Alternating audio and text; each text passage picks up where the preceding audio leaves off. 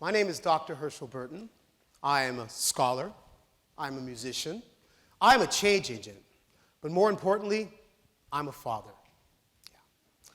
Tonight I would like to talk to you about something very passionate to me, and that is community college and the education. But more importantly, I want to talk to you today about erasing the stigmas that are often associated with the community college experience. Okay? Now, before I start, let me just tell you this, okay? I am not a politician, okay? I am not a people pleaser, and I'm not here for somebody's popularity contest. As the son of a Navy pilot, my family and I traveled and moved extensively to follow my father's direction in life. When my parents got divorced and my father moved back to Europe, my mother, my sister, and I continued to move, to travel, so my mother could find her direction in life. By the time I finished my PhD, I had gone to over 18 different schools. Now, going to all these different schools, I had two choices: conform or be cast out. And I chose the latter. And in doing so, I learned a lot about myself and the education system. Finding our direction in life can be very daunting, yeah? Would you say? Let's do a little exercise, yeah? Let's try a little exercise. Okay, everybody close your eyes. Point to the skies with conviction. Okay, on the count of three, everybody point west. 1, 2, close your eyes. Close your eyes. On the count of three, everybody point west. 1, 2, 3. And open your eyes. As you can see, we are all over the place, heading in different directions. Yeah, it's just not happening today. I'm not getting directions from you. A lot of times, that sense of misdirection, that sense of which direction should I go in, is the kind of feeling that many college students feel when they're trying to decide what school to go to. Community colleges, ladies and gentlemen, can provide this empty roadmap for a student to find their own destination. Okay? Let me share with you three stories. The story of TC, Lumpy, and me. Now, TC was the first to have a car and a job, and he decided to stay home and go to Tidewater Community College in Virginia Beach.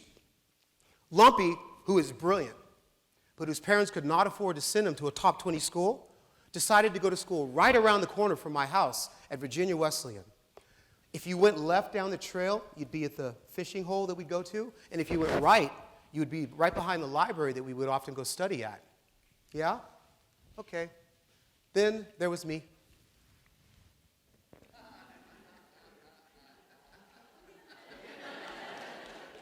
I was fascinated by the 1980s romantic Hollywood movies of people going off to college. And oh yeah, I had to sign up. And so I applied for 8 of the top 20 schools. Of the 8 I applied to, I was accepted to 7, and I chose Penn State to be my alma mater. Flash forward. Lumpy has finished his associate's degree, he's pursuing his bachelor's degree and his MBA, and he is the owner, manager of a seaside restaurant, bar. Lumpy has finished his bachelor's degree and is getting his master's degree at UVA, University of Virginia, on scholarship. And then there's me. I finished my bachelor's degree in record time, sure, but I'm $65,000 in college debt, and I'm traveling in concentric circles, as my father would say, looking for my purpose in life. I would often ask myself, what does this all mean?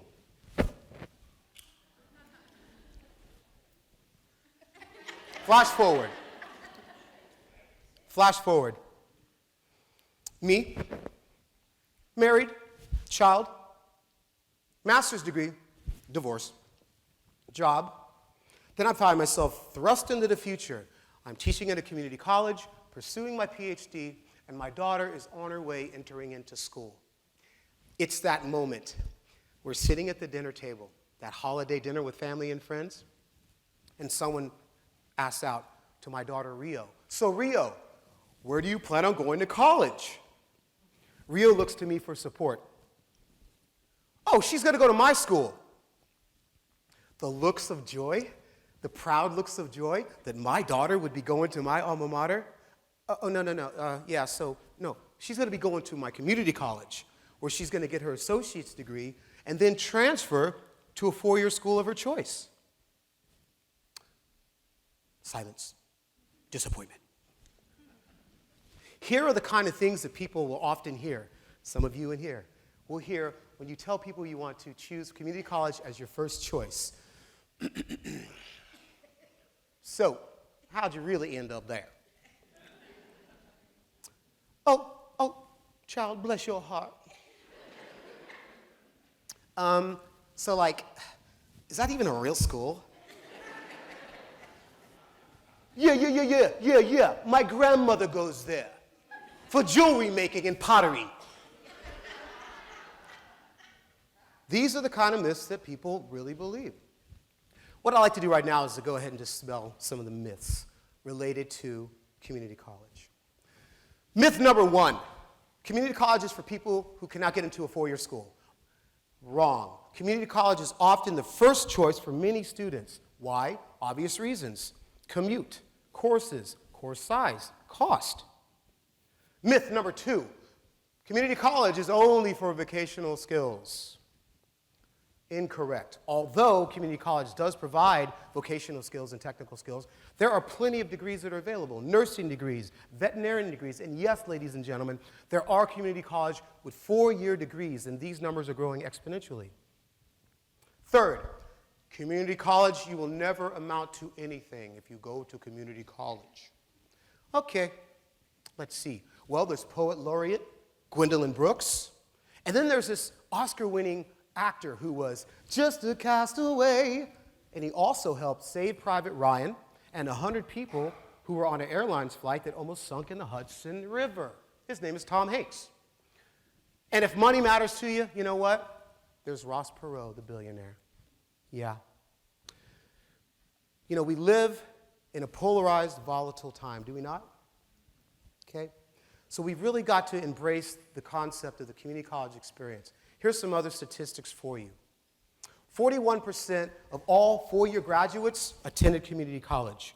33% of all first-generation college goers go to community college. The average cost for 1 year of community college, $3,500. The average cost for the first year of four-year, $9,500. Do the math. Yeah? In these volatile times, there's another benefit of the community college. The community college has a large population of international students who come from all over the world to study in our communities. They provide a microcosm of the global frontier for everyone. I'd like to share with you now some local success stories that have come out of the community college. I always tell my students, some of the greatest minds come out of college.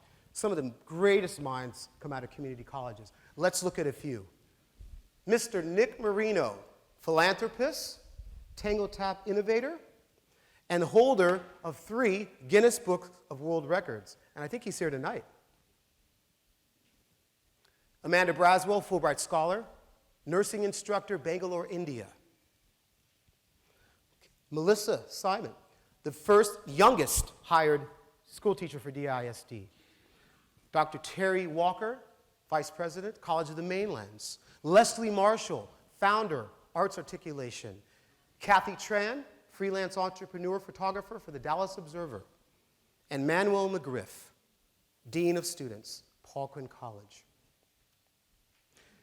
If it takes a village to raise a child, it takes a nation to raise a global citizen, yeah? And it's all up to us to make it happen. We live in a binary, immediate gratification, 7-second memory, swipe left, 0% financing until 2030 world, do we not? And it's very difficult to convince somebody in that world, a student that was going into college, that the community college is the first win-win situation. Why? Well, because most students, when they think about community college, they think about getting in and rushing out. How do we change that mindset? Well, First thing we have to do is the following. We've got to teach our youth deferred gratification. Not immediate, but deferred. We have to teach them the long game, not the short game. The second thing that we have to do is teach financial responsibility. A college education is an investment. A loan is a debt. Okay? We have to teach students financial responsibility. There are over 44 million people in the United States, including me, not my daughter, but including me, who have college debt. We are creating a nation of debt that is unpayable. The third thing that we have to do, that's all of us here, we all have to do this, and that is parents, peers, family, community, co-workers, priests, rabbis, whoever it is. We have got to support an individual who chooses the community college as their first option. Support it. That is the easiest thing to say and do, but sometimes it doesn't click for us. When I was growing up as a musician and getting into school, my favorite band today still is the band Rush. Now, Rush, their music and lyrics, for me, got me through some very, very difficult times as a teenager and as an adult. Their song, Witch Hunt, the lyrics proclaim the following: quick to judge, quick to anger, but slow to understand. Ignorance and prejudice and fear walk hand in hand. For decades, Rush were criticized, marginalized, and stigmatized. For decades, community colleges have been marginalized, criticized, and stigmatized. By the time the world caught up with the magic of Rush, they were being inducted into the Rock and Roll Hall of Fame. Let's not wait another decade before we all help in the paradigm for the community college experience. Yeah? It's our responsibility. It's our responsibility to help embrace and support that global citizen. All right, let's try this again. Now that we've got our compass straight, yeah? Okay, close your eyes. Point to the skies. Close your eyes. Point to the skies. Okay. The limit is the sky, and the sky is the limit when it comes to a community college education. Now, we know which way is west? Yeah? Good. Now, point north. And open your eyes. North is this way, right here.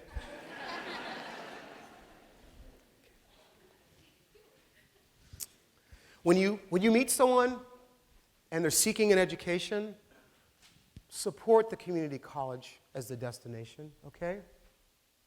And when they do make community college, their selection, tell that person, you know what? Congratulations, you're headed in the right direction.